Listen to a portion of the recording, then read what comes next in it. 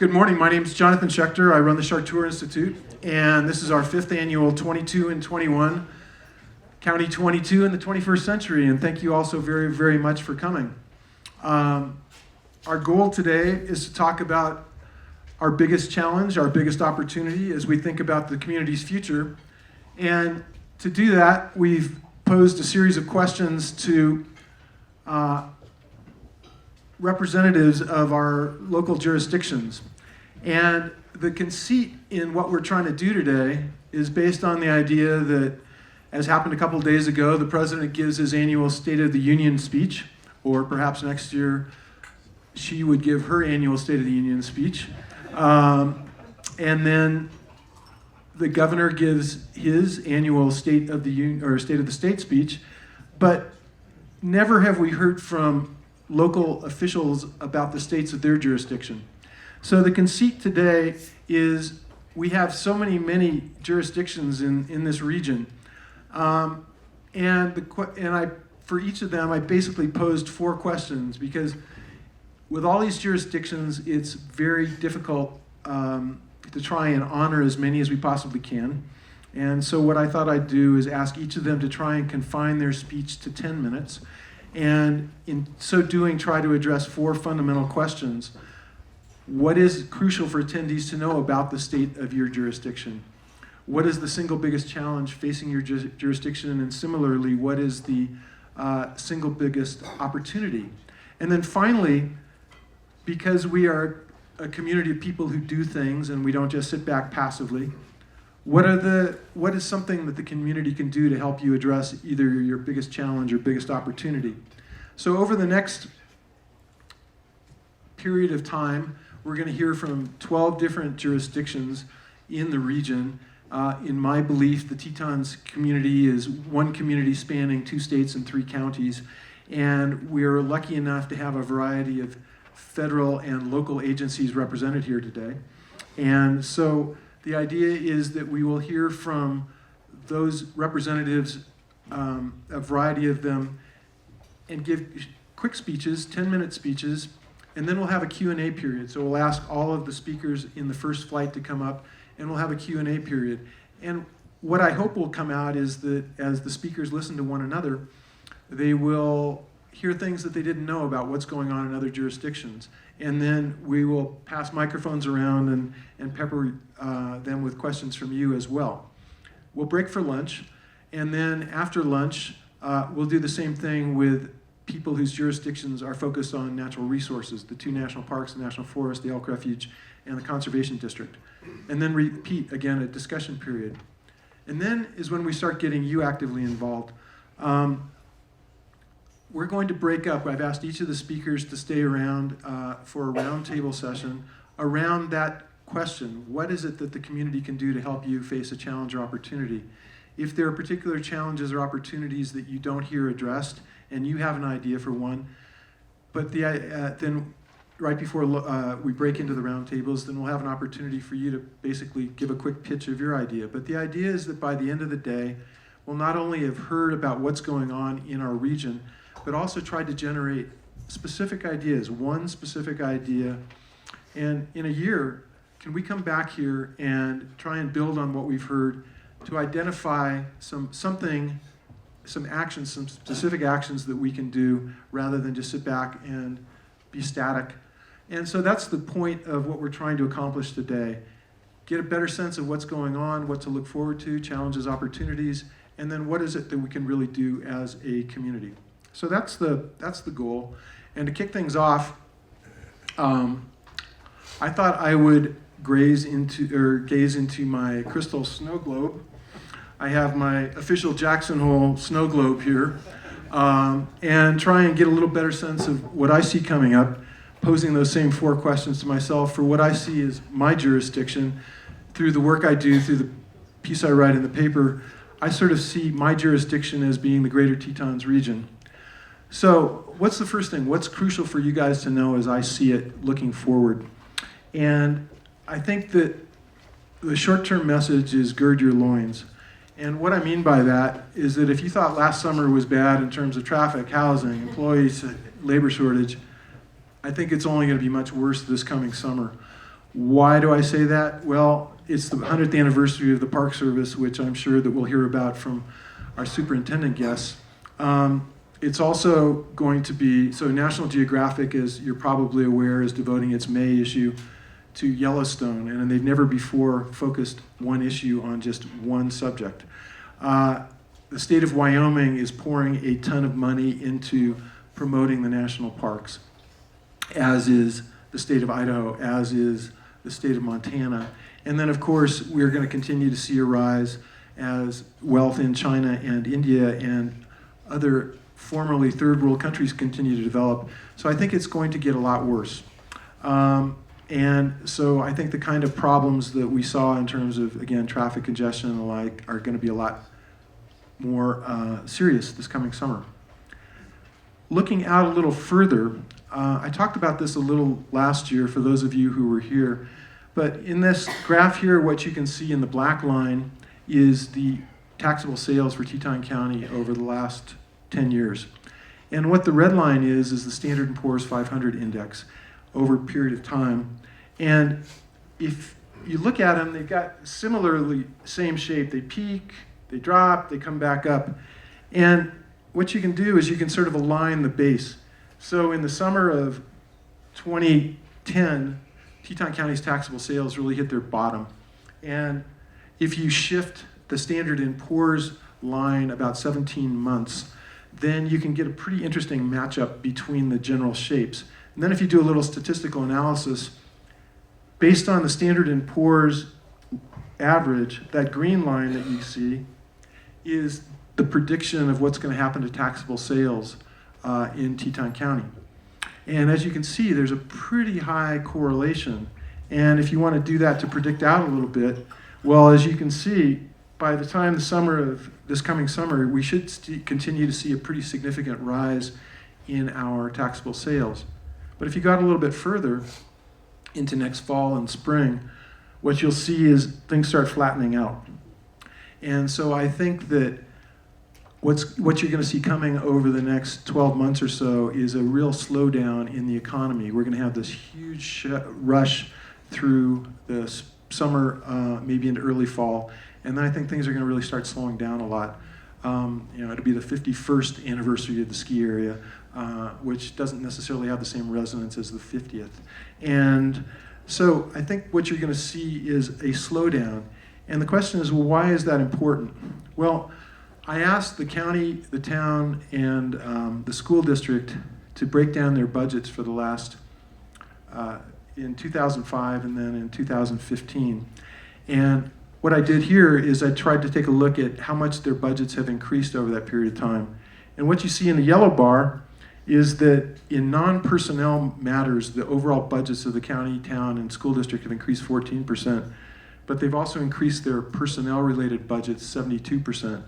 Well, why have they done that? Because during this period of time, the minimum single-family home price has gone up 76%, and the minimum condominium price has gone up by half. And so in order to keep good people here, we have needed increasing amounts of money. Well, where's that coming from? Well, taxable sales during that same stretch has only increased 40%. So I think we're going to start seeing a real squeeze on, for those of you who are local government officials, I think you've had it pretty easy, as hard as it's been. It's been so easy. I know, and that's why you're looking so young and fresh.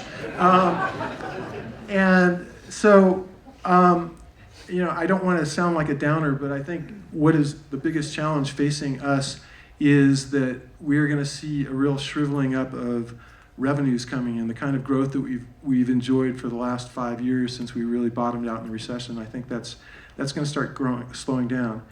And I don't think we can look to the state and to look at a larger context about what the state of Wyoming, and it applies a little less so to the state of Idaho and Montana, which are, of course, dependent on natural resources, but less so than the state of Wyoming. So this graph shows electricity production in the United States since 1949, which is as far back as the data go.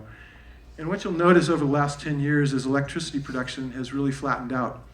And The reason for that is in part the recession, but it actually started before the recession. What's happening is that we're just becoming much more efficient as a nation in how we produce and use electricity. And what this curve shows is the number of units of electricity it takes to produce a unit of gross domestic product. And and this is on a constant dollar basis, in 1976 we were incredibly inefficient. And over the last 30 years, we've dropped about a third in how efficient we are in producing $1 of gross domestic product. And if you get rid of inflation, you can see this incredible drop of how incredibly efficient we are becoming in terms of our energy use and what it takes to stimulate the economy. Well, what does that mean for the state of Wyoming? Well, this is how America has produced its electricity over the last 50 some odd years. And this black line up here is coal. And as you can see, the amount of coal peaked in the mid-2000s in terms of the amount of electricity being produced using coal. And today, other sources, which are primarily hydroelectric, wind, and solar, are producing almost as much electricity as coal. And I believe that this is only going to become more extreme. If you look at here, these graphs, 52% of our electricity was coming from coal in 2000, 45% in 2010. This past year was down to 34%. And if you take those same trends and you extend them to 2020, coal will be down below a quarter of all electricity produced, accounting for under a quarter of all electricity produced in the year 2020, 5 years from now, which is going to have tremendously devastating effects on the budget of the state of Wyoming. And so the point there being that I think in terms of girding your loins, we are going to be in for, both at a state and a local level, we're going to be in for a real tight budget situation going forward over the next several years. So what are the realities we have to face?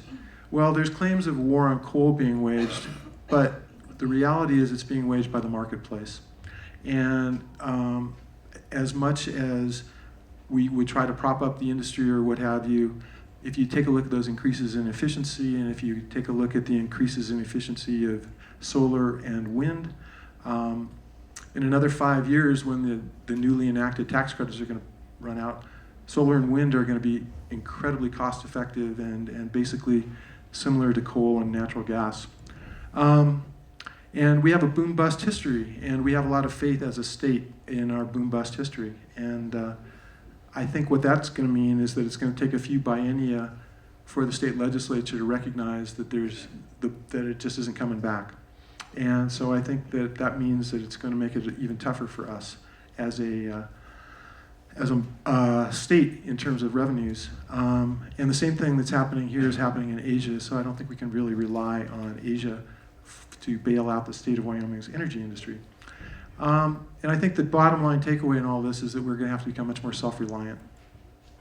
But I think there's a real great opportunity, because I would argue to you that there's no place like Teton County, Wyoming, and by extension the greater Tetons region in the entire United States in terms of the richness of what we have.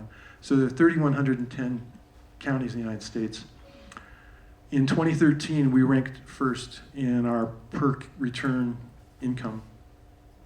In second place was New York City, and in third place was Falls Church, Virginia, which had about half of the income level that we had as a community. If you look at human capital and you use as a proxy for human capital the number of people, the percentage of adults who have a bachelor's degree, in 2014, which is the most recent year available, over 52% of Teton County's residents had a bachelor's degree. That ranked us 25th in the nation. Falls Church, Virginia was at 75. And then if you sort of add the two factors together, we are by far the first place of any community in the nation as far as this combination of income, education level, and where we are. And if you look at look at the places that are sort of up there on the list. These are the places that are similar to us. All this is being filmed, by the way, and so if you can't see, and I apologize for that, or if you want to check out any of what's happening, It's going to be up on the 22in21.com website later. But these are the places in America that have this extraordinary mix of human resources and financial resources. Teton County, Wyoming, the island of Manhattan, Falls Church, so the Washington, D.C. area, Marin County, Fairfield, Connecticut, suburbs of New York. We're an extraordinary place, and what's really interesting about that is that none of those places come anything close to what we have in terms of environmental capital, that third term, or that third element of sustainability. Bottom line is we're at the top of the heap, and I think it's an extraordinary gift that we have. It's an extraordinary responsibility that we have as a community to be living here. What I, just in terms of trying to make a shameless promotional plug, which is not really my forte, but you're going to hear a little bit today about the environment, but what's really interesting to me is that if you look at Teton County's comp plan, our vision as a community is to preserve and protect the area's ecosystem in order to ensure a healthy environment, community, and economy for current and future generations. What's really curious, in the same way that we've never had a forum for representatives to give state of their jurisdiction speeches, we've never really sat down and examined the environment in all of its facets. So, to try and do that, 2 months from today, on Thursday the 10th of March, in this same room, we're going to have the verse 22 and 21, the state of our environment, where we're going to look at the environment from all sorts of different facets. And if that works, it's going to be an annual event where we're going to really start trying to figure out what do we really have here? What is this essential resource that none of those other really remarkable places in the country have? So we're still working on the details, but if you have as much fun today as I hope you have, then I'd love to see you back here in 8 weeks to focus on just the environment. So, what can we do as a community? The last of the 4 questions that I posed to our speakers. My hope is that as you listen to the speakers, as you spend time this afternoon in the roundtables talking about things you can do, you'll be inspired to really start taking some very tangible steps toward making this a better community, to harness this energy, this money, this intelligence, this environmental gift that we've been given by living in this region, and start doing some really great stuff. I don't think any of the ideas that we're going to come up with be large, because it's proven very difficult to address large problems. But if we start aggregating a bunch of small solutions to problems, I think we can do an awful lot, and we can do it in a big hurry. And then in a final thought, there's the old Chinese proverb that it's better to light a single candle than to curse the darkness. And I'd like to use that as a metaphor for what we're going to be doing today, listening to the speakers, the round tables we have. So if you notice on your tables, there are candles and a book of matches. And so if you guys could each light those candles on the table and use that as a metaphor as we inform the day, I think that would be a great way to end it. So with that, thank you very much, and we'll move on to the next portion of the program.